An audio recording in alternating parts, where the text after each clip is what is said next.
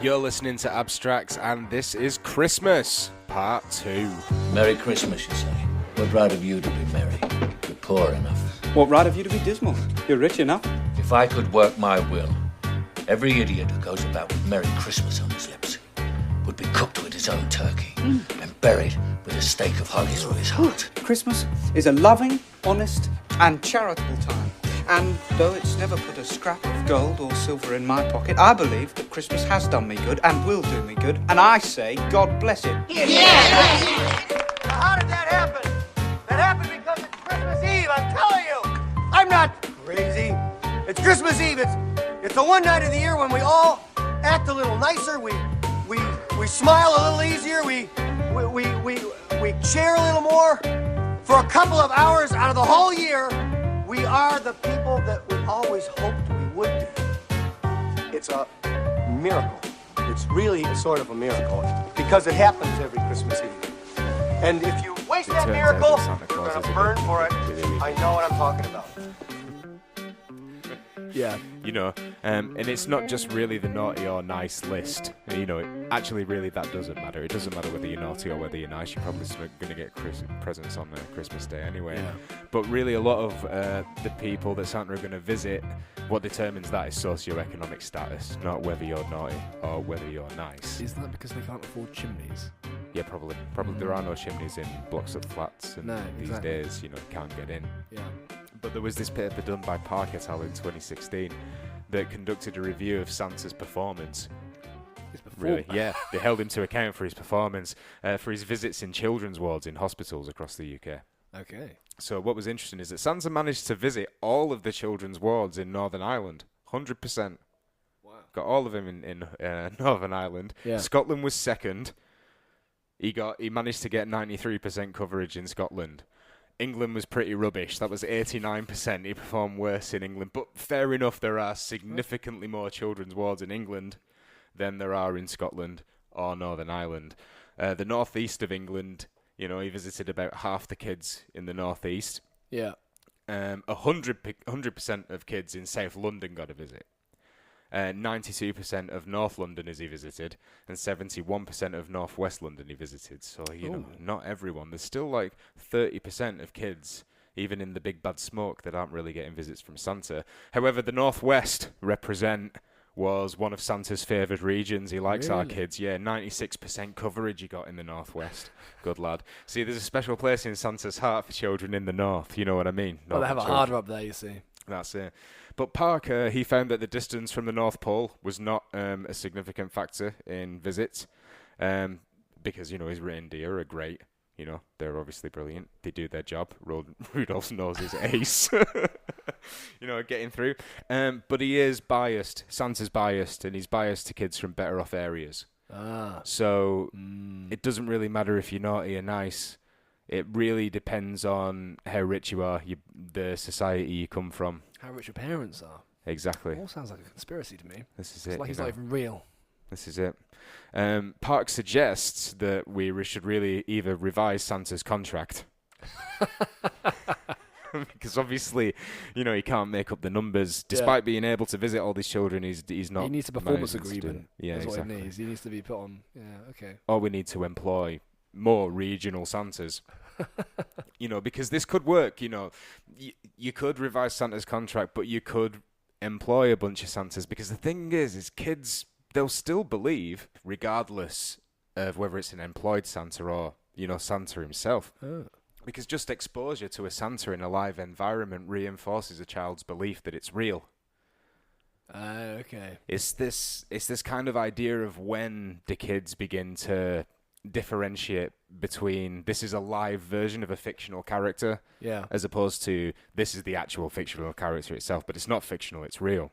Increasingly, like, kids, they do make very clear distinctions about what's real and what's not real, you know, after about the age of 3. And to do this, they kind of use testimony. They have to use the parents, they have to use the peers, friends, society images that they see to build an understanding of a context of reality. Yeah. I mean, when did you realise? Because Santa wasn't real. Yeah, because I read a lot of stuff about. There was one paper that said, you know, maybe we should tell kids because there's all these stories of people, kids feeling so betrayed, and sometimes it really does carry on through. You know, they never have the same relationship with their parents afterwards. I thought maybe we're put together, and that seems a bit far fetched. But Yeah. I mean, do you have a story about finding out? No, I don't have a particular finding out. I guess it was just a natural realization.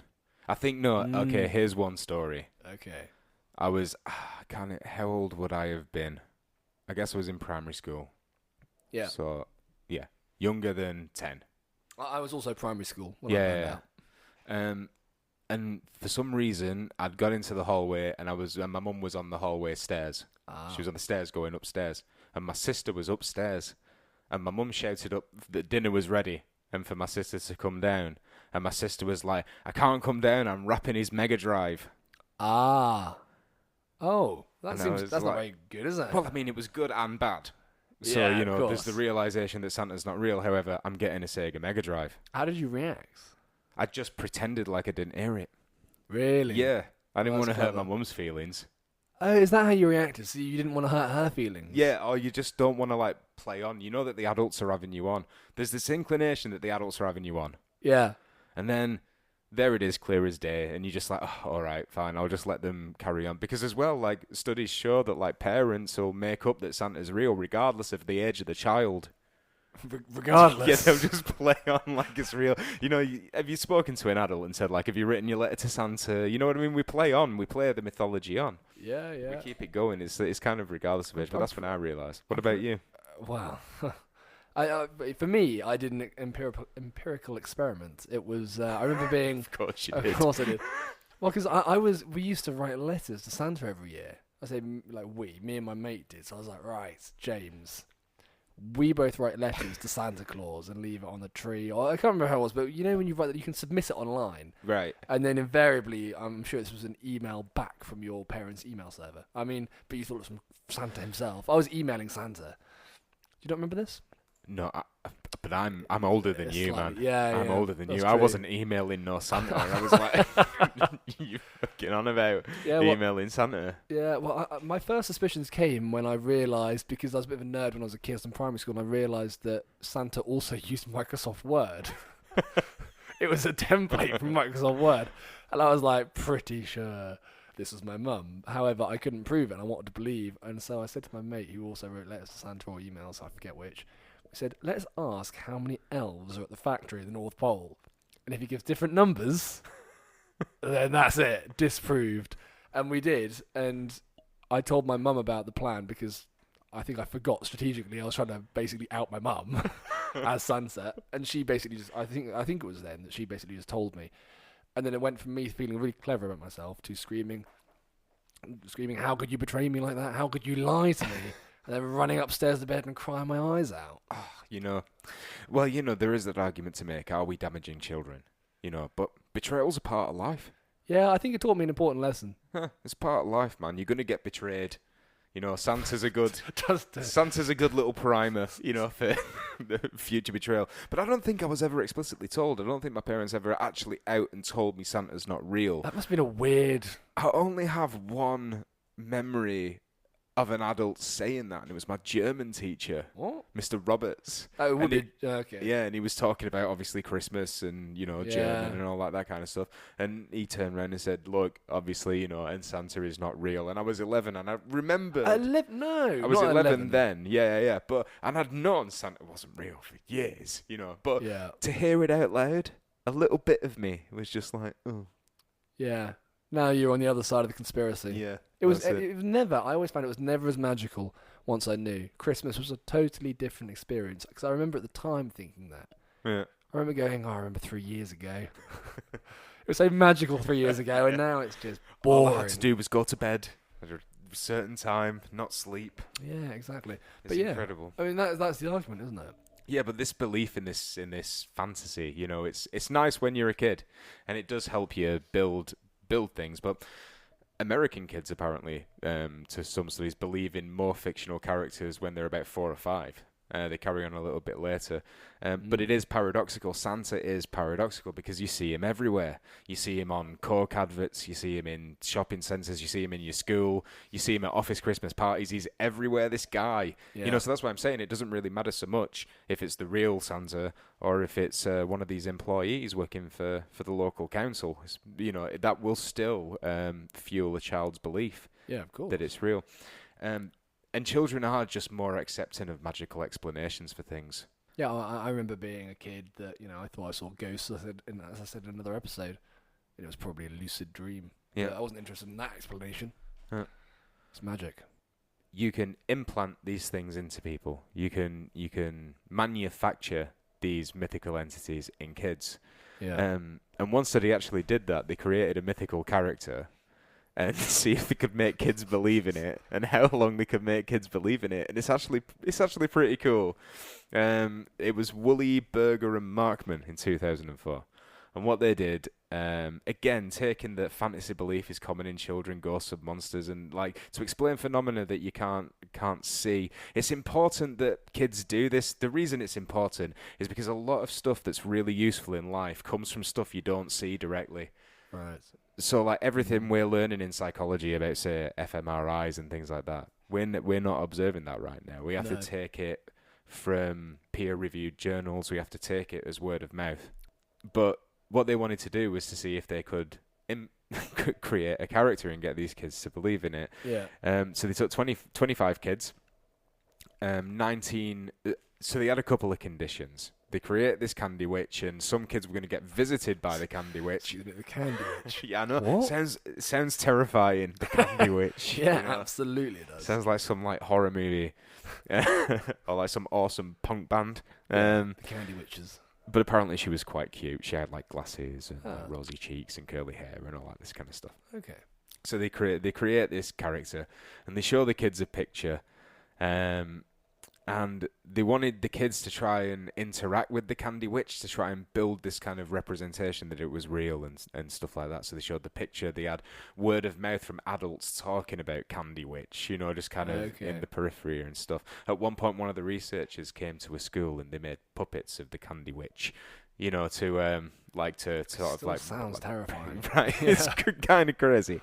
But there were kind of two ways to participate in the experiment. The first way was that you get visited by the candy witch, and if you decided to get visited by the candy witch, parents would be given a toy, and then they'd be asked to make a phone call after the kid go to bed to tell the candy witch to come over. And then the candy witch, what she does is she exchanges sweets for toys, etc. And the second way to participate was to not have a candy witch visit. Of course. The kids who didn't have a visit were given a questionnaire. Okay. So what they did was they asked the children if the candy witch was pretend or real. This was how they measured it. Yeah. They made the kids look at pictures, and they inserted pictures of the candy witch in and amongst pictures of real and fake entities. So, for example, you'd have a picture of a teacher, picture of Santa Claus, picture of candy witch, and then they'd ask the kids, is this real, fake, pretend, you know, all this kind of stuff. And then after that experiment, they were queried about one of the entities that they said weren't real. Okay. So they were asked, like, you know, why is it not real, blah, blah, blah. And also subsequently one that they knew was real. So it was typically a ghost and the teacher. And then the kids were basically asked all these open-ended questions about the candy witch. Yeah. So, like, what they thought the candy witch did when they visited. What did the candy witch do, you know? Yeah. And if they thought, would the candy witch visit again, etc., you know, all this kind of stuff. I never thought I'd hear you say candy witch so many times. It's just a great... It's a great really name. good, yeah, great name. Yeah. Great name. They did a job on that. Yeah. So what they found was children who were visited and not visited by the candy witch, actually there was no difference in the levels of their belief. They all believed the same, so getting a visit from the candy witch didn't bolster your belief than if you didn't. So all the activities presumably before were successful in developing a level of belief in these children. Yeah, pictures, the school activities, all this kind of stuff. So visiting Santa, then you would imagine, wouldn't be that particularly important. Yeah, no, I mean, not by this, yeah. There's one study, but in terms of levels of belief, you know. Yeah, which is what I'm thinking of. Yeah, one thing. But what I thought was funny is like 3 of the kids were unsure whether their teacher was real.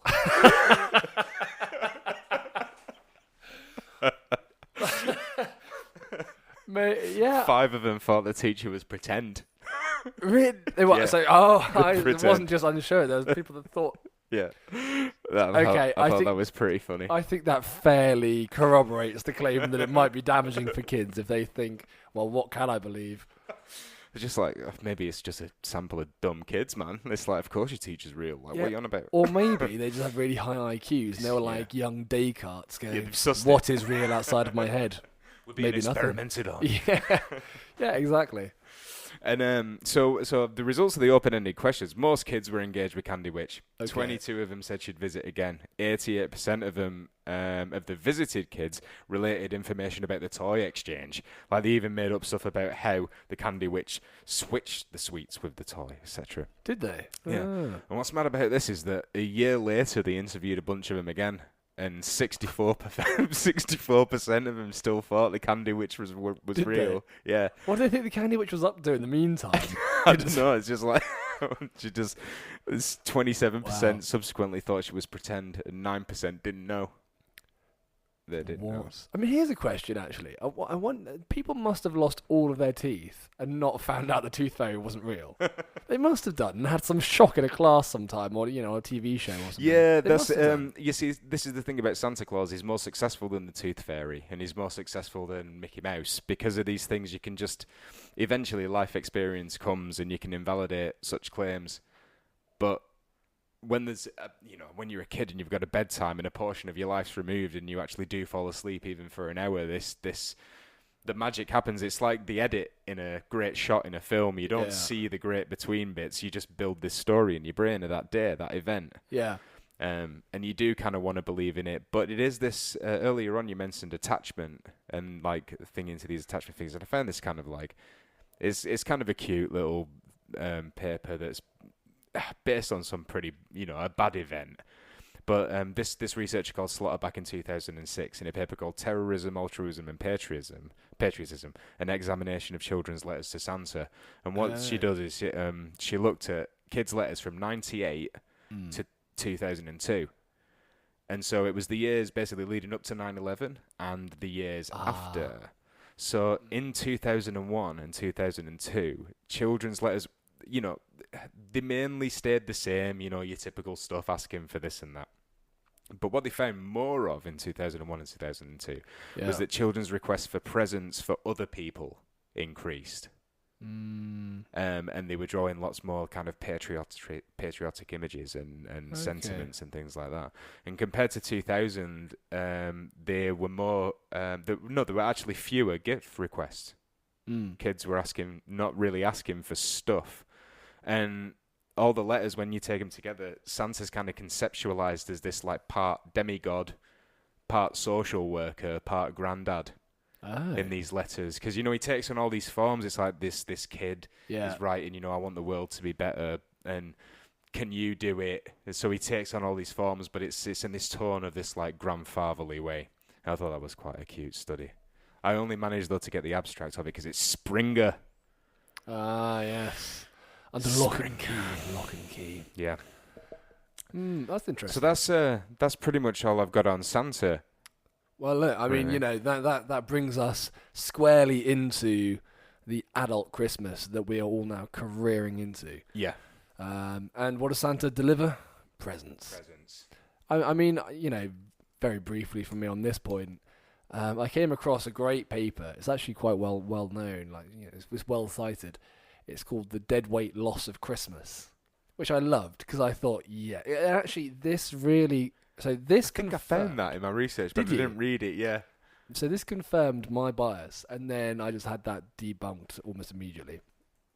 So basically, he did this thing where he said, "Look, you give a gift to somebody else that's worth £10. What's the chances that you spent that £10 as efficiently as the person themselves? A cash gift. If you give them £10, they'll spend it on something they want, that's something that they value at £10." Whereas you spend that £10 on something they might never use, so it's almost valued at £0 to them, right? Yeah. So he was trying to work out how much value is destroyed by Christmas in the process of gift giving.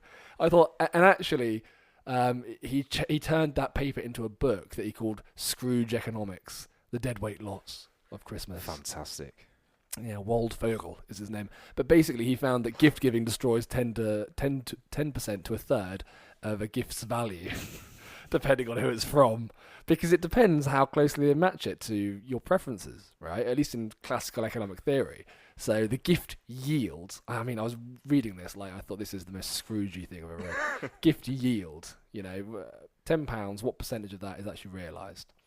Friends is the best one. Friends, they are 98.8% efficient, or they have a yield of that much. That's very close. They probably, know their friends, but they have a better theory of mind of their friends. Yeah, they have a better understanding, exactly, of what you would spend that money on. Significant others, 91.7%. I thought, yeah, there you go. That's quite telling, isn't it? Your friends know you and your demons very well. Whereas your spouse is like, he needs this. Yeah. I would never have bought this, but he needs it. Yeah, exactly. Your parents, 86.5%, siblings, 86.2% of the value, and then aunts and uncles, 64.4%, grandparents, 62.9%, and they just basically did this like further analysis and found that 10% was a good lower bound for the amount of value that's destroyed. So they basically said, look, we're destroying value by buying gifts. Just everyone keep their own money and spend it on themselves. Be way more efficient. But Richard Thaler, one of the fathers of behavioural economics, basically turned around and goes, look, I mean, to quote him, he says, economists think that gifts are simply an exchange of value. Everyone else knows that you should just buy people something they wouldn't buy for themselves. Yeah. And there's this whole thing about, look, gifts. Gifts are a way of demonstrating that you know somebody better than they know themselves. And there's this really good talk I found online by this guy called Nick Southgate. And he said, look, my mother loves champagne. When she has it, it's not around for long, but she won't buy it for herself. So, gift buying is inherently a risk because, when you buy the wrong gift, it might do damage because they might think, is that how they think of me? Do they even know me? So that inherent risk and the demonstration of knowing somebody else, there's a lot of value in that. That's not captured by this whole deadweight loss thing, this whole how many pounds are destroyed. Because, pounds will be destroyed. Value will be lost. And I've always thought that. I don't know about you. When you buy presents, I don't know how you go about it. I always try and think, what would I buy? And this is why I request this back as well. What would I want to impart into their lives? Yeah. And very often that ends up being a book because I'm boring. Right? But it's never socks, so I'll give it that much. It's like, but I always say to people, it could be a DVD, it could be a film, it could be a book, it could be any music, just something from your life that you think you think I would something like. I find value in. Yeah, something you find value in that you think I would find value in, that shows the connection between us. And that's what I always think gifts should be. And I try and do that, and maybe I don't quite get it right, and I'm destroying value. I mean, what about you? What's your philosophy on gift giving? That's what I was thinking. Buying for my nephews when they were younger, when they were little kids, it was more like, what do they want? What do I think will be fun, etc. And because they found everything great. But now they're getting older, and my interpretations are kind of off. So now I'm thinking a bit more like, well, in those moments, now they're becoming teenagers, right? Yeah. If they open a present on Christmas Day, whatever, it's going to go under a box or under a bed or something like that, and they're going to carry on playing Fortnite or FIFA or whatever it is that's addicting children right now. Exactly. So it's like, do I want to pay into that? Do I want to get him, video game books? It's like, no. So I very often buy them comics. Because that's something that I enjoy. But also I buy slightly older comics that they won't really, even if they read them, they wouldn't really understand them. So, it's not going to affect them. But one day, when they're older, a couple of years down the line, and there's a book on that shelf, and they're bored one day at their PlayStation, and they just pick it up. That's kind of how I'm buying now for them. Okay, so when they open the box, it's not going to be tat. It'll be it might be to them, but potentially it could be something really interesting. Later on. Or like this Christmas, I was more interested in like getting them to do things together, so I bought them one present, between the two of them. That's actually a really cool idea. Yeah. Okay. So I did that instead of like individual gifts. I was like, well, that's something they can do together. That's at an age level that's actually higher than their age level, so they might not get it straight away. Yeah. But it's a cool thing that they could do together. That would build some skills. Well, it brings back the idea of the family hearth, doesn't it? It brings back the idea of the family hearth, sitting around a fire, being togetherness. And I mean, because I just think that's lacking now. I think, you know, we're on our phones, we're looking at screens more and more, like Twengy's work, you know. Yeah, so that June informs a Twenge. lot of my gift giving. It's like, how can, you know. how can we reconnect? Yeah, exactly. Yeah, I mean, that's sort of why I think it's nice for people to, because, you know, my idea was a one-on-one. So it's like, how can I connect with that person better? But yeah, I mean, that's a great idea. Bringing people together with a game. I mean, it could also cause all sorts of frustration. Absolutely. One of the kids could be better at the game than the other. They might not like it altogether. But it's also something that I can do with them when I go there. Yes. So it's like, even though I'm just setting up future play dates, in a way. It's like with the comics as well. Part of me is like, well, yeah, I know they're not going to read it, but when I go there at Christmas, I can sit and read that Batman. You know, It's just all selfishness at the end of the day. to begin with, yes, it is. But, you know, There we are. you kind of got to do these things. Well, I mean, that sort of brings us into, you know, what makes for a Merry Christmas. And Well, there is some more stuff on the behaviour. behaviour. Yeah, that you were kind of alluding to. Okay. As well, but not in terms of the gift giving and the value. Yeah. In terms of the idea of scent and perception and sensation, Okay. and how this relates to business and how it relates to spending power Yeah. and consumer behaviour. So these three researchers, they have the best three names to make up a journal ever. It's Spangenberg, Groman and Sprott in Wow. 2004, which I just think are absolutely fantastic names. Yeah. They have a paper called It's Beginning to Smell and Sound a Lot Like Christmas, the interactive effects of ambient scent and music in a retail setting. And what they were trying to test is, do smells and sounds have to fit together in the context of what you expect from a store, like a shop? If you were to walk into a shop environment and it would say like a Christmas store, Yeah. are you going to engage more and want to visit again if there was Christmas music playing, if the smell in the store smelt like Christmas? I'd guess so. You know, all this kind of stuff. And it was kind of based on this work of this guy called Kotler in 1972 that worked in atmospherics. Oh, It's kind of cool. It was this idea that like different kinds of retail environments can create different kinds of consumer behaviors. So this is like the smell of the fresh bread when you walk into the supermarket then. Right, yeah. You know, but that would work if you expected there to be the smell of fresh bread if you walked in there. Yeah. You know, it's essentially the correct combination of like scent and the atmosphere, and in this case, music, Yeah. to make it more attractive. And they cite research in this by Bourne and Ellen in 1999 that basically say that pleasantly scented environments can elicit approach behaviours, while unpleasant environments can elicit avoidance behaviours. And that seems like pretty obvious. Yeah. You know, if it smells bad, I'm going to avoid it. If it smells nice, I'm going to go next to it. But what is interesting is the idea of this congruity. You know, if it's contrapuntal, if the sound that I'm hearing in the shop is contrapuntal to the actual display of products and the kind of themes in there, am I likely to be pleased? Am I likely to respond in a positive way to that particular shop? So this is an interesting question because I keep thinking, when I'm in a shop, you can tell when the staff put their own music on. Right. Because I go, oh God, something feels wrong about this. Yeah.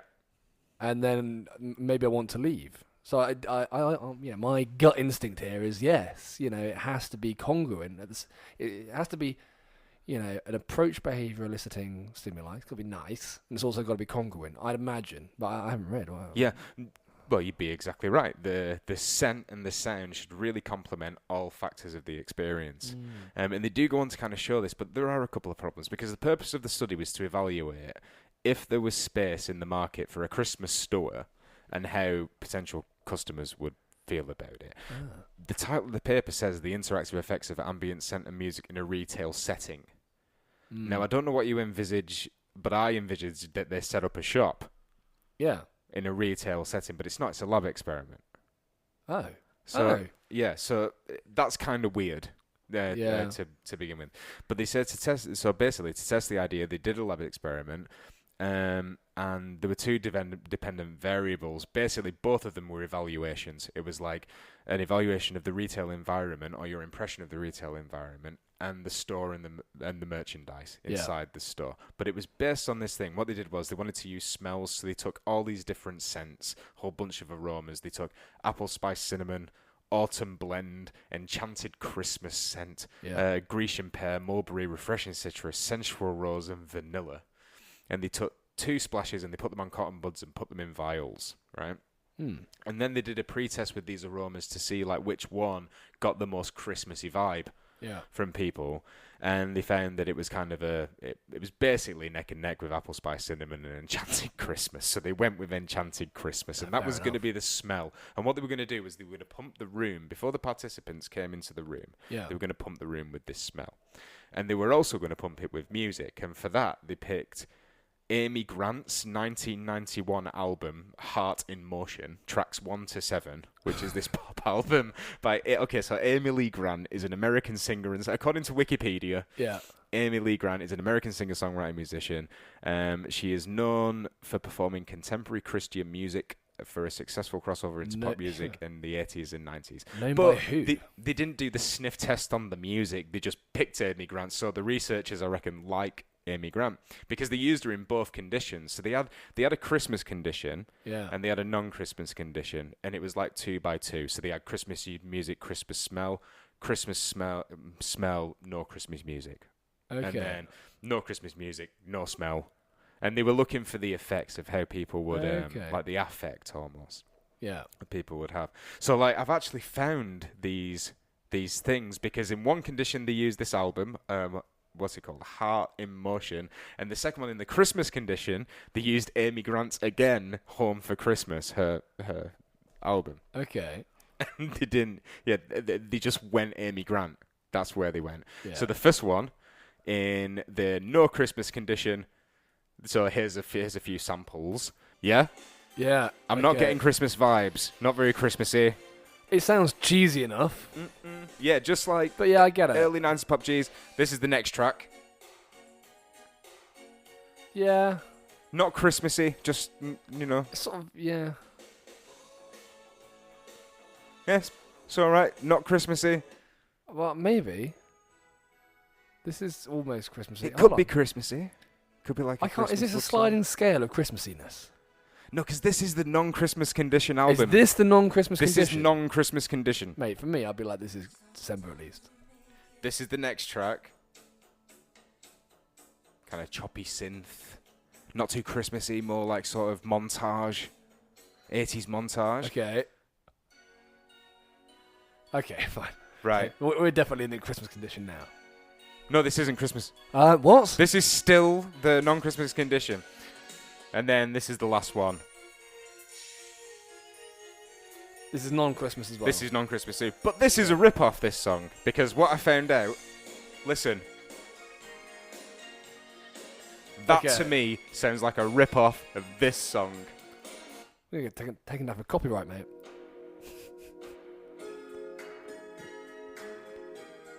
Oh, yeah. Hold on. What was the other one then? Go back to the other one. Right, so... Yeah. Right. Back to the other one. We all know this Listen one. to this. Listen to this.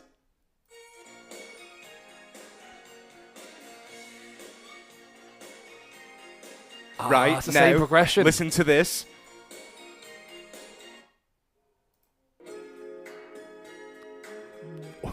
Ooh, that's a bit of rip off of old Phil Collins there, isn't it? Yeah, that's good spot there. But that's besides the point. That was was the non-Christmas condition. Yeah. You call me the confound finder. You just went in on that. You even found some rip off in there. And actually, I did go into the dates, and that was released in 1989, and Amy Grant's was released in 1991. So rip off, but. Then the Christmas condition of Amy Grant's Home for Christmas. Now, these tracks, 7 to 9, Rocking Around the Christmas Tree. So these are like the classic ones. This is the Christmas condition, you know? Yeah. Yeah, we all know Rocking Around the Christmas Tree, Winter Wonderland, you know. Yeah. But Amy Grant version, obviously, I'll Be Home for Christmas, which I think is one of her tracks, but I'm not sure. Okay. The Night Before Christmas, big, bold. But we're in Christmas world, aren't we? You know, we're Yeah. I think more so. or less. Well, this is More or less. This is iffy. bit country. Yeah. This What's this? is a bit. This is Yeah, Christmas. This is Christmas condition, right? Oh yeah, I'm not sure about that. And then I suppose you got to wait for the words. And this final one, Jesu Joy of Man's Desiring. This is Christmas condition music. Maybe when it gets into it, I'm not so convinced. Yeah, I it don't is. know. Maybe when it drops, we get more there. When it But- drops. Yeah, so the idea was you put Christmas smells in with Christmas music, and it's going to create a better perception of this store, this imaginary store. Yeah, definitely. So they had 130 participants in total, and the gender split was half and half. And what they found was that the interaction, indeed, like you said, of ambient scent and music had significant impacts across all conditions that they measured on. So this was pleasure condition, arousal condition, dominance condition, and environmental condition. And it was measured using the pleasure and I'm going to cut this bit. Environment. Cool. So the addition of Christmas scent led to more favourable evaluations when Christmas music was being played. So Okay. you get them both together, you have a better impression, better perception of what Yeah. it is. You have favourable store attitudes, a stronger intention to visit, greater pleasure, greater arousal, more favourable evaluation of the environment.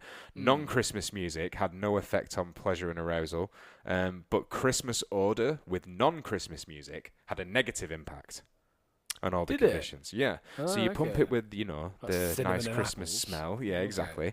But you don't play the Christmas music, you get a negative effect. That's interesting. Okay. So it's this idea that there's an interaction, obviously, between ambient scent and sound influences and how that can affect behaviour and your perception of the place. But the thing is what I don't understand is that this paper, to me, it fails really to show anything other than the fact that you shouldn't play the first 7 tracks of Amy Grant's 1991 album Heart in Motion Well, I was just thinking in maybe a it's place better. that smells like Christmas. That's basically what it says. And Yeah. you should play track 7 to 12 of Amy Grant's Christmas album when a place does smell like Christmas. But the other thing is you know, the other idea is if you play in Amy Grant's music and track 7 sounds like Another Day in Paradise, you're just bumming people out, man. Yeah. You know, it's not that it's like, oh, non-Christmas music. Because if you replace the music, like say you're playing Bruce Springsteen in there. That's what You I'm know? thinking. I'm thinking if I walked into a store in the middle of summer and Slade came on, I'd be positively offended. But then also, if it's the middle of Christmas and someone put on what you might call an absolute banger, let's say, I don't know, a good song, something I get behind, Yeah. I wouldn't be upset. Yeah. I'd actually probably quite enjoy it without even thinking about it. This is it. For me, it says more about Amy Grant's music than it does about Christmas music.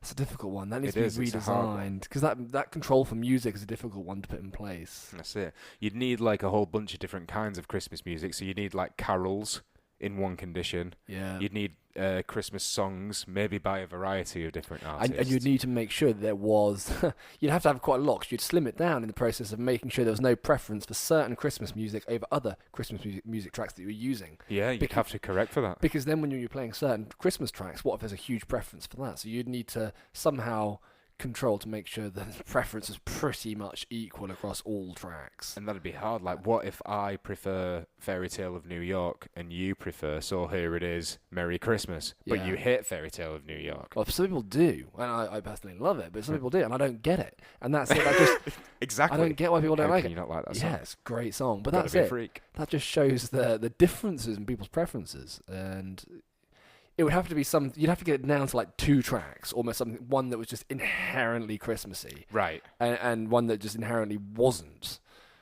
and those could work. That's it. But it just, for me, it bums me out. You know, if I was listening to that tune, it bums me out. I used to cry when I was a kid when Another Day in Paradise came on. It was like a response. I'd hear that, and I'd just start sobbing like a kid. You sure you're not going to Well, repress? not like a kid, because I memory? was a kid. Okay. No, it's one of my vivid memories. Every time Another Day in Paradise came on, I'd start crying. It was like I was conditioned. If I put it on Spotify now, that would be it for you. Well, I've just played it, but no, Oh, I've got of over course, it. yeah, I've yeah, got of over course. it, but Yeah. no, when I was a child, it affected me. I think because it was linked so much with homelessness, Oh, and I found that really affecting somehow. really? That always got to me. Yeah, Wow. yeah. You see, all the individual differences really have an effect on these studies. No, they really do. Well, I mean, so that brings us on to, what makes us happy at Christmas time? Yeah. Is it simply the smells of the shops and the music that's being played? Are people more stressed? Are people more satisfied? Are they dissatisfied? Do they feel included? Do they feel included? Yeah, I mean, you might have a study on inclusion. I found some interesting stuff about people's, let's say, their affectations, the effect it has on them. Affect with an A, how they feel, their emotions. And so what they did was they tried to come up with Christmas well-being as a metric. Now, I mean, you'll know as well as I, and most people listening might have some inherent understanding that how do you measure well-being? I mean, it's very difficult. But more specifically, Christmas well-being. Yeah. I mean, to be honest, as far as I'm concerned, it was just well-being that happened to be at Christmas time. So what they did was they looked at positive affect, and they looked at satisfaction, dissatisfaction, and negative affect. So that's kind of, how happy do you feel most of the time, and how satisfied are you, and how negative do you feel most of the time, and how dissatisfied are you? And they sort of measured all of these. And they found that, as you'd imagine, most people are more satisfied. Half of us, they also looked at stress. Half of us feel the holidays are fairly stressful, but there's more positive affect than negative. So what this is telling us, because you sort of say, well, what is this measuring? This whole because the Christmas well-being is basically add the positives minus the negatives in terms of satisfaction and affect or emotion. So what's it telling us? Well, it is at least telling us that when people are filling in these surveys, these are when they think about Christmas, this is what's salient in their mind. Now, at the same time, if anyone's looked at Daniel Kahneman's work, they'll know that depending on how you finish a colonoscopy, people will actually, if you finish it nicely as opposed to painfully, people can actually choose to have the more painful one overall again, as opposed to the one that's less painful overall, just because of the ending. So, how salient, how strong, how powerful something is in their mind, or how bad or good it was, isn't actually an indication of how good or bad it really was in the moment. However, it's like this idea that you can have, if you could have like 15 minutes of pleasure now at the beginning, and then pain at the end, people will go for like less pleasure at the end and more pain at the beginning, as long as it's a pleasurable finish. Is that what you mean? Well, yeah, I mean, look, if you, they sort of measure with a colonoscopy, they measure it with pain over time. So the more pain over time, you can imagine like a line graph, this huge line graph, but it sort of tapers off like this tail. So you sort of say, there's a little bit of pain for a long time, but it's fine. And if you do the area under the curve, you've basically got pain multiplied by time. So you can kind of go, okay, what's the total pain of this colonoscopy? Pain times time. And so you can, so long as it's more painful overall, but you've finished it at a low level of pain, the last couple of minutes. Right, okay. So their lasting memory is, that's all right. Never mind the fact they've been through horrific pain for most of it. So, yeah, with this study, it's pretty much what sticks in people's minds. And to be honest, that is what's important to some degree. What do the kids think afterwards? Because Christmas is one day, and it's a season, but it's one day. But yeah, most people, half of us feel it's a stressful time, but there's more positive affect. But, females specifically reported significantly more stress, as you can imagine. And they said in the study, females in general are, this might be a controversial thing in non-psychological circles, but in psychological literature, they're more sensitive to negative emotions than men, more empathetic, etc., etc. However, so that may be why they feel more stress. Also, if you think about typical gender roles, they may find themselves in the kitchen more. I wonder if that could play into the asymmetry in gift giving, because men receive less but give more, and women receive more and give less gifts to their spouses in a spousal gift arrangement. Right. Okay. The male partner gives more gifts to the female partner. So they get to do more giving. Well, that's interesting, because in this same study, they basically showed that the giving of gifts makes you feel better than the receiving of them. So actually receiving was correlated with negative affect. People felt really bad about receiving gifts, but they loved giving. Spending, not so much. But this is a really important point. It's about the giving of gifts, not the receiving of them. And actually, they started correlating for things like religious experience. People that had more religious activity felt better. People that spent more time with their family felt better. People that spent more time with the materialistic aspects reported feeling worse. I mean, for me, this is this brings it back to what the point of Christmas is. Because you sort of say, well, we talk about the Romans and how it's not ever really changed. But look, if you as a family have to choose what you're going to do at Christmas time, should it be hitting Selfridges and Harrods or Macy's in the US? Or should it be sitting down with your family with meaningful gifts around the fire? It really should be the latter. You should be with people and you should be connecting as opposed to just spending. Spending isn't what's going to make you happy. And there's a really good quote actually from that study. It was a study in that study from another study, and it says one anonymous participant goes, "I get up early with cash and credit cards in hand, and I go about the difficult and dirty task of spreading Christmas cheer," which I loved. Because that's what it is. So yeah, spend more time with your family. Yeah, this is it. But it's interesting you talk about the it's almost like the symbology of it, because I did find a study that said, well, it says the title of the study is "Identity Moderates the Effects of Christmas Displays Okay. on Mood, Self-Esteem, and Inclusion." Yeah. So it kind of, like, in the end, it kind of gets that even seeing a Christmas tree makes people feel bad. Apparently, Really? yeah.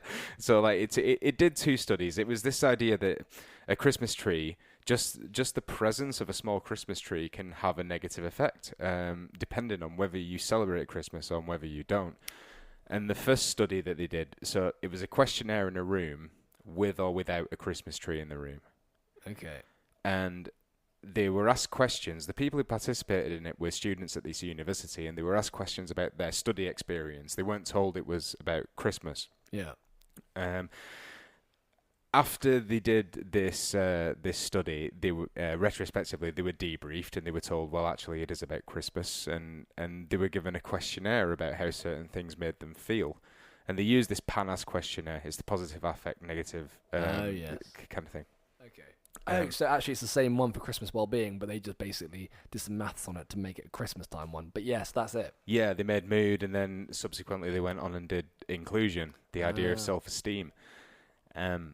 Because apparently this PANAS, because I looked into it, because always retrospective self-reports, they're always dodgy, so I looked at PANAS, but apparently it's quite widely accepted in these kind of experiments as being quite useful. And, you know, it does match up to a... Sorry, excuse me.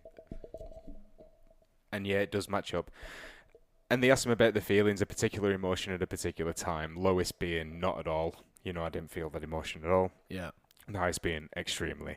So they had 22 people who didn't celebrate Christmas and 30 people who did celebrate Christmas. But because of the shortcomings of this first study, because it was a retrospective questionnaire, and questionnaires, it's, you know, it's unreliable. Self-report data is really unreliable. So they did a second study. And where they did the same thing as the first, they had people like go into a room and do this activity with a Christmas tree in it or not. But more particularly, these people were Sikhs, Buddhists, and Christians, particularly. Okay. And as well as measuring mood with the PANAS, they also used the self-esteem scale to measure self-esteem. Okay. And also inclusion. But their inclusion measures are basically a Likert scale. I think they did themselves. So it's like I agree to disagree, strongly agree or strongly disagree. So a Likert measure 1 to scale 5. is those Yeah, ones you always exactly. fill out for questionnaires. Okay. This is it. So there were 47 Christians, 19 Sikhs, and 16 Buddhists. And what they found in the first study, which was just looking at mood, non-celebrators had less positive mood and less self-assuredness when in the presence of a small Christmas tree. Okay. In the second study, self-esteem, but they looked at self-esteem and inclusion as well as mood. Non-Christians reported less self-esteem, less assuredness.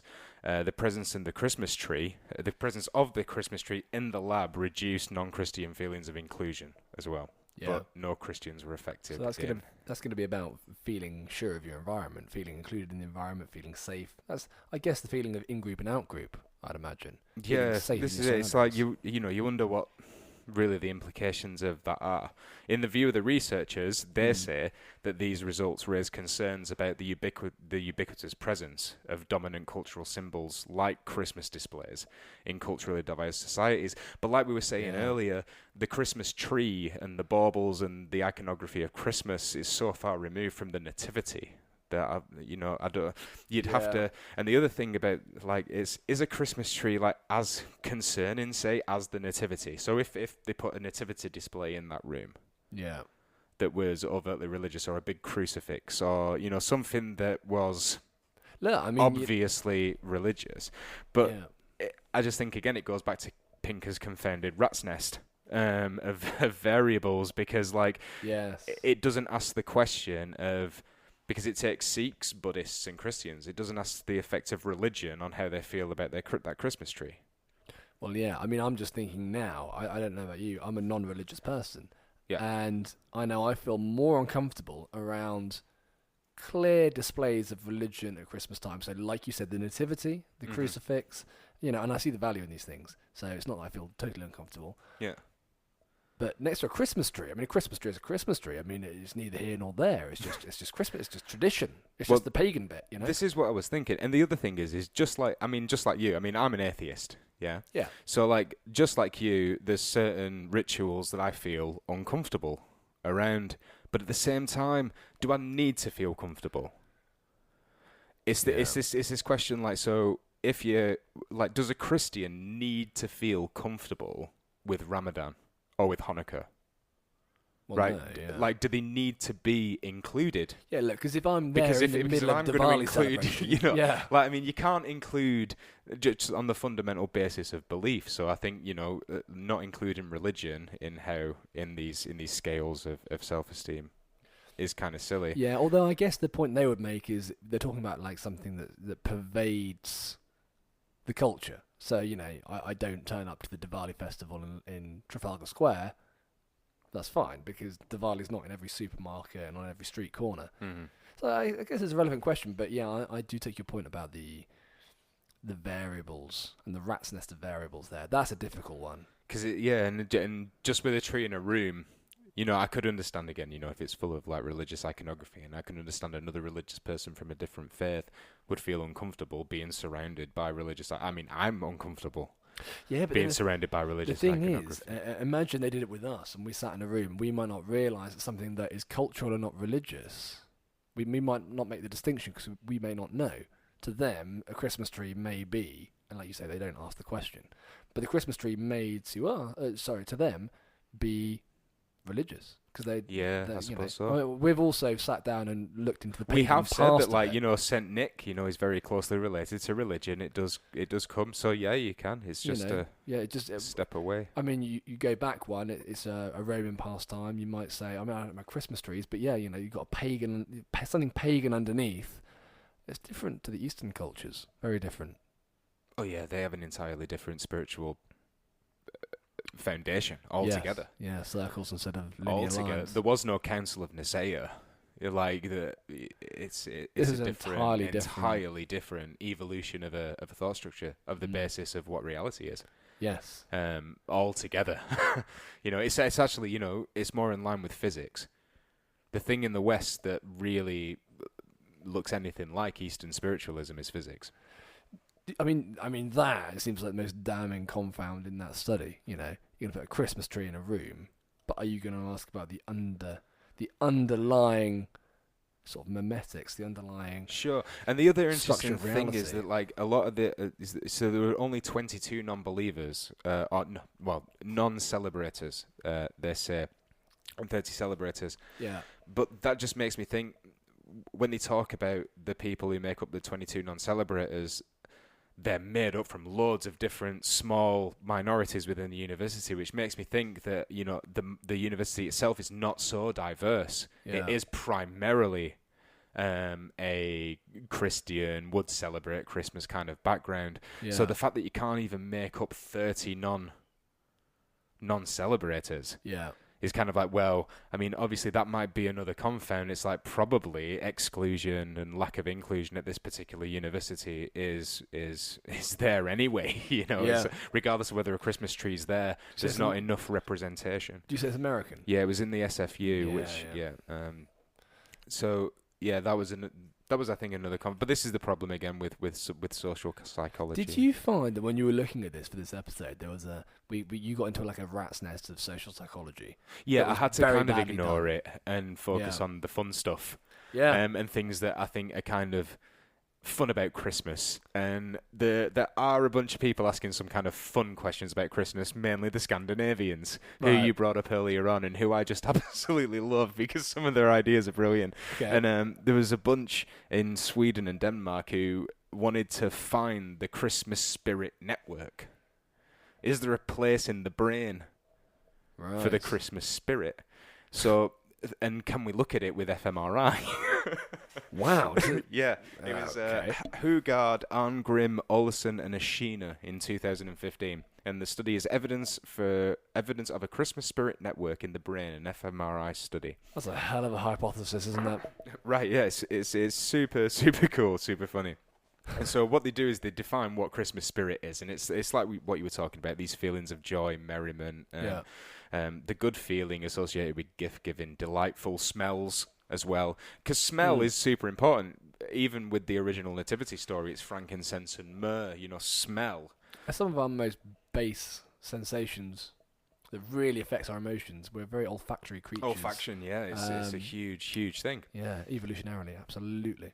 This is it. So yeah, the delightful smells and the fantastic food and things like that. This all combines to create a Christmas spirit. But where is it? In the brain. It's a good Where is question. the Christmas Where is spirit? it? Exactly. So this study attempted to localize the Christmas spirit in the Okay. human brain. Brilliant. And so what they did was they took 26 participants. Obviously, it's not a massive amount. It's just 26. Yeah. And they scanned the brains while they watched a series of images through video goggles. They put video goggles on. Yeah. And they saw a continual series of 84 images. And so they'd see 6 successive Christmas images and then 6 regular everyday images Okay. with no Christmas symbolism whatsoever. And after the scanning, they were given questionnaires, the results of which would then split them into 2 groups. There was kind of a Christmas group and a non-Christmas group. Yeah. And because the questionnaire itself addressed feelings about Christmas and, stuff like that. Yeah. And the results showed, so the fMRI showed increased activity in the primary visual cortex of both groups during images with Christmas symbolism rather than with everyday images. But probably the images are more salient. There's probably more like tinsel, lights, all this kind of stuff, so it's firing more Yeah. in the cortex. But the Christmas group, however, did show more activation in 5 brain areas, with the left primary motor and premotor cortex, which obviously involves initiating our motor movements. Yeah. The right inferior superior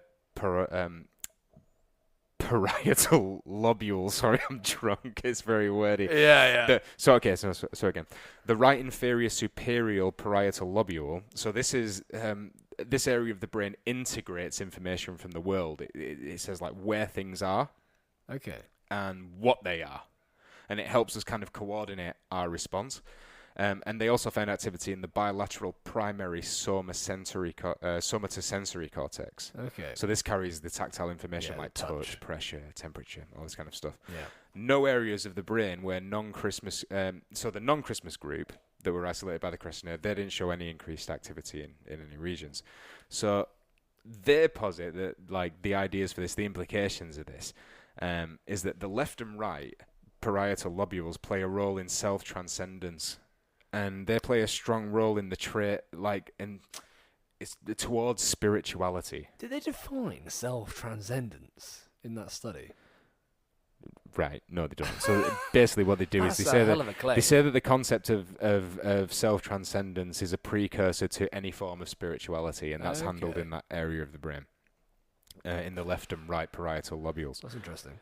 And the premotor cortex is important for shared emotions with other people. So like mimicry, mirror neurons, all that kind of stuff. You know, all the stuff you get from faces, the social aspect of it. Yeah. And there's growing evidence that the somatosensory cortex is important in recognition of facial stimuli. Yeah. So retrieving socially important information from faces. And when taken together, these areas could represent a neural correlate for Christmas spirit in the brain. Really? Yeah, they could. Yeah. Did they compare that to this area over the back? over just the back, just, over just the right back of there, the from the head, right middle at top, onwards. middle onwards, middle So of the top. so you have your face pointing forward. If you put your fingers in the middle of your head, Yeah. middle of your brain, that's roughly where it is, round there, Okay, round there. that's what your Christmas spirit is. That's your Christmas spirit, yeah. Okay, Apparently, according to the Christmas Spirit Network. interesting. I mean, did they control against other religions or? No, it was more about the parts that were actually, you know what? I don't know. No, they don't. That's all. The study was actually very short. It was only 6 pages long, Yeah. and it was really just the findings. There's probably a big thesis behind that. Yeah. That they haven't published. Part of these things, when you read about the Christmas spirit stuff, especially from Scandinavian universities and research centres, it's got a good sense of humour. You read it and it does have a sense of humour. You know, some posit Santa is being real, you know, here, there, you know, it's very kind of jovial. Right. In a way, how they do it, but it doesn't proclaim to say that, you know, Christmas spirit is more about those things you were talking about. Yeah. You know, the feelings you get when you give someone a gift, how good you feel, you know, during. Hang on, I've got it here. Like the well, it's just fuck that up. Never mind. That's all right. No, it is like what you were saying. That's how they define Christmas spirit. Yeah. Feelings of joy, merriment associated with gift giving, all this kind of stuff. So that's what it is. It's not specifically that it's Christian. Yeah. It's more this idea of merriment, you know. Merriment, and, engaging with the, you know, the supernatural and the, well, not necessarily, but exactly. these kinds of occasions. Okay. This is it. But you were talking about happiness Happiness. I mean, yeah. I mean, and jollity. Jollity. I mean, yeah, I sort of vaguely mentioned that. Actually, I think I've kind of said everything on jollity and happiness I have to say. What I'm going to do is I'll take it in a darker place, and then you can bring it back up with jollity. How about that? That sounds fantastic. Yeah, I mean, look, you know, very short point here. If you haven't read Viktor Frankl's Man's Search for Meaning, it's a great book. I actually got it last Christmas, funnily enough. Viktor Frankl, psychiatrist. He was in a death camp. I think it was Auschwitz. I think he was in a I forget which ones. But essentially, he observed, he was a doctor in the camps, and also, of course, a prisoner and a Jew. He observed that stress was a major killer. And the reason he observed that is because around Christmas and New Year's, the death toll went up. And actually, we've seen this in some studies. The death rates do go up at Christmas time. And it may be a similar thing, but he found it in the camps in Nazi Germany. Just going to wheel it back round to the human experimentation episode. You can't help yourself. I You can't can't help yourself. It's quite sad, though, because what people would do is they'd say, I'll be home by Christmas. The war will be over and I'll be home by Christmas. I'll be home by New Year's. And when whatever date they set in their own mind came and passed, their stress levels peaked. The stress levels peaking suppressed their immune system. And then, essentially, typhus or some other horrible disease would take them. And you see that at the moment as well with heart failure. Heart-related illnesses, they peak around the same time. It could be due to stress. It increases your blood pressure, suppresses your immune system, all sorts of terrible things. So yeah, around this time of year, just think. Because stress levels are elevated. Levels are high, My grandma always said that hard work never killed anyone. Stress kills people. Right, okay. Highly correlated. Yeah. Stress and hard work. That's, like a good old fashioned view. But she's right she was right in many respects. Technically correct. Yeah, technically correct. Loosely correct, but technically correct. Yeah, when you're standing there watching some prison gang, you go, that's not the hard work that'll kill him, it's the stress from doing the hard work. Yeah, exactly. Yeah. But yeah, no, They'll sleep well. I have nothing to say on jollity, I'm afraid. So I'm going to hit that one back like a tennis court to you, I'm afraid. But it might be interesting to think, who are the jolliest people? Who are? If it's Christmas time and, Santa's going around spreading joy and all this kind of stuff, then who's he affecting most? And there's this concept of the Santa Claus effect. that Santa spreads jollity, and it's conceptualised in this particular paper by Brendan D. Kelly from Dublin, who does a brilliant job of analysing a whole bunch of data from 21 countries. Wow. And he conceptualises jollity in the paper as distinct from happiness. It's not just happiness. Yeah. It includes feelings of happiness, but also how much you enjoy your life, your sociability, and your propensity to have fun. And the Santa effect is Santa's spreading of this, and if Santa Claus does indeed spread this Christmas cheer, then it would make sense that Scandinavian people would have the highest levels of jollity, because that's most likely where Santa lives. Most likely. Most likely. So, as I said, he analysed data from 21 countries that participate in this survey. It's called the European Social Survey, and every 2 years they do interviews with cross-sectional samples of people to measure different attitudes and beliefs, etc. Yeah. The aim is to create a more robust standard, like a higher standard in the social sciences, really, to do this. So he took the data, analysed it, weighted it for biases, all that jazz. And his results were pretty cool. So he puts the 21 countries in a list.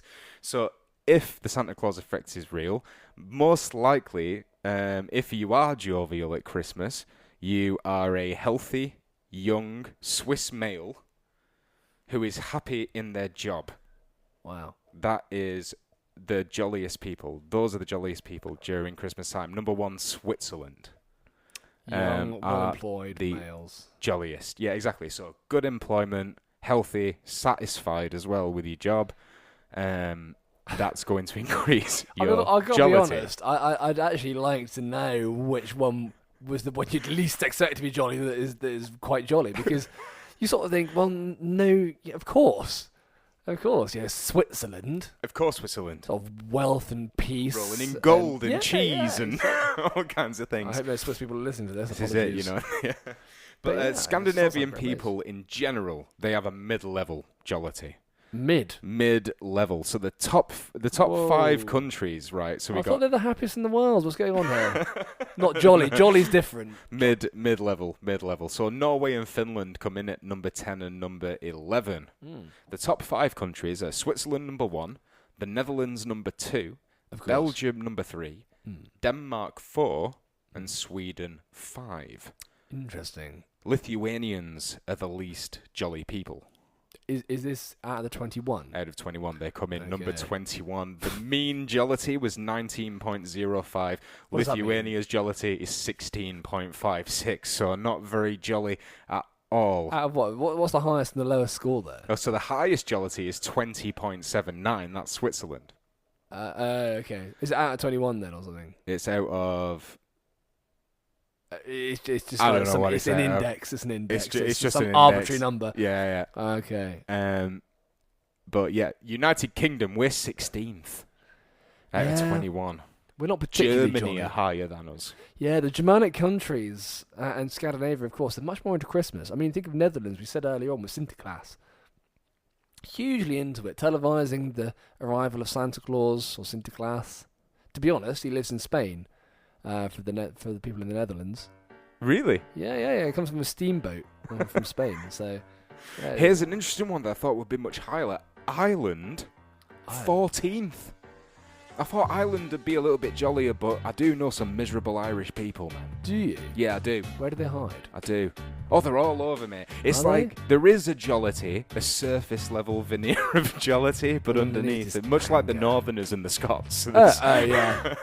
kind of similar peoples. Right. Okay. Spain pulling up 12. You expect that probably for Spain.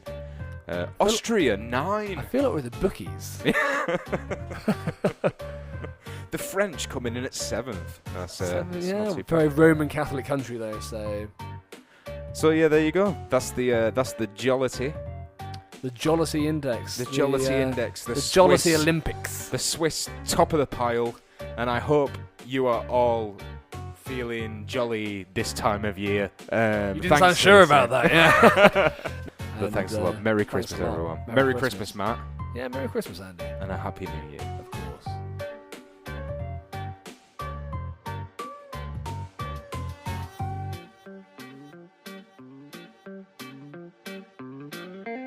Thanks for listening to Abstracts. Our theme tune is Coffee by Cambo. You can find this track on the Free Music Archives and the link in the description, where you'll also find links to the videos sampled in the introduction. If you're looking for a full list of references used in this episode, you can find them on our website at www.abstractspodcast.com. You can also follow us on Facebook, Instagram or Twitter, which you will find linked in the description. Finally, if you want to get in touch and put us right, then you can send us an email via the website or you can send things via DMs on social media. Thanks for listening to the Abstracts Podcast and see you next time.